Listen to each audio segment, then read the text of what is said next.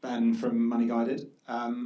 There's a lot about corporate social responsibility, about engagement, whether it's of your customers or the wider community from a branding narrative, or your staff. There was a survey done midway through this year about what HR departments were trying to do for their employees, and it's about 38% had intended to spend more money on employee benefits given what was likely to happen to cost of living and everything else in the country. We're now 6 months, 8 months further on, it's got a lot worse. There are very few businesses paying inflation-linked pay rises for obvious reasons. The 38% did not get spent, or the intent, those businesses didn't do that because it didn't get board approval. I believe quite strongly that a business's biggest advocates are their employees, and care starts at home. And I just wanted to ask the panel, what are employers meant to be doing about their own staff, and how does that relate to ESG? Because there's a lot of E, there's a lot of S and G, but really it's, are you looking after your people? Are they better off this year than they were last year for working for this business? If you want staff to engage, at some point you have to start looking after them properly. And I'm yet to see very many businesses with excellent marketing campaigns that really stand behind the message of looking after their people first. How does everyone feel about that? Louise, well, maybe you as having lead on that. I have experience of working in organisations where that is true, and there are loads of organisations who really do put their people first, and there are many organisations who are making either sort of short-term but fundamental changes to people's pay or benefits to help them weather the particular crisis we're in at the moment. The organisation I'm working in now has done that, but they are linking that to need. So not everybody's getting it, because there's no point paying someone on a 6-figure salary a hardship allowance. But where you can, where there are employees who are really feeling disproportionate impact of all of the challenges, economic challenges that are rife at the moment, there are many organisations who are helping those employees weather that storm. So on that, there will be many who are not, and there'll be some who frankly can't, because their kind of books are so, their balance sheets are so fine, and the costs of inflation are now so great that just whacking a 10%, on the wage bill is just beyond what is possible for many organisations, who are trading at the moment. Those who can often are.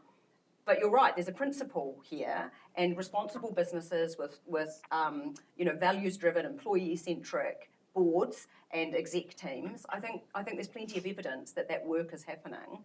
It is not universal, would be my kind of starting point on that. Yeah. I mean, I think I completely agree with all of that, but I think it's a bit difficult to work that out. So, sort of forgive me, but it sounds like a slightly cynical point of view, actually, that no one's done it. I'm not sure the stats, if you really got serious about them, wouldn't tell you a slightly different sort of story about that.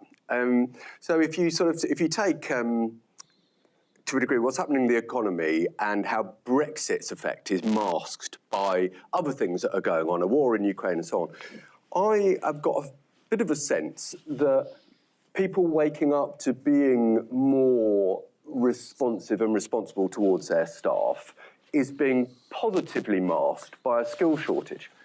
Because I'm not sure that if you took all of the data and worked out net what organisations en masse have been doing for people over the last 12 months, I think it would probably actually show you they've done a lot more than they've ever done. But we can't disaggregate whether that's because they want to be more responsible as employers or they've got the very real issue of a staff shortage. Because there's nothing better than a staff shortage to make you treat people better. Because if you can't open your restaurant or you're in danger of having to close it because you can't get the staff, for the first time a restaurateur might actually more seriously consider actually paying a more competitive wage, because it's literally a case of survival. So I don't know. I'm not going to say, they have become more responsible, but I have a sense that there is more of this thinking about. I have a clearer sense that actually organisations have become better employers and more thoughtful about it. So probably spent more on employment in the last 12 to 18 months than ever. But I don't know whether that's just because they're desperate for staff or because they feel that they need to do more anyway.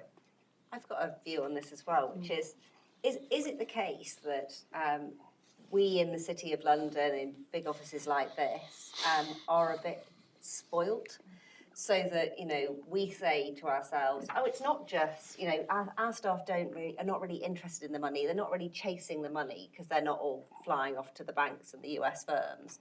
But actually, if you're working in a business where you're not paid very much and you are on the breadline, you are interested in the money more than you're interested in any kind of fluffy benefits And if you're or any working kind of in the investment. only business in your community that can provide the type of work that you're doing, if you don't have choice, then the context really shifts. Yeah, and it is It's choice. important to be able to meet the needs of the people who are working with you, but you have to meet the needs in the context, I think, and often it's very difficult to apply one size fits all because it's always going to be different.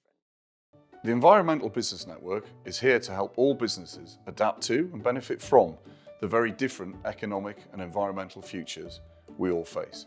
Subscribe to our YouTube channel or visit the website to find out more information.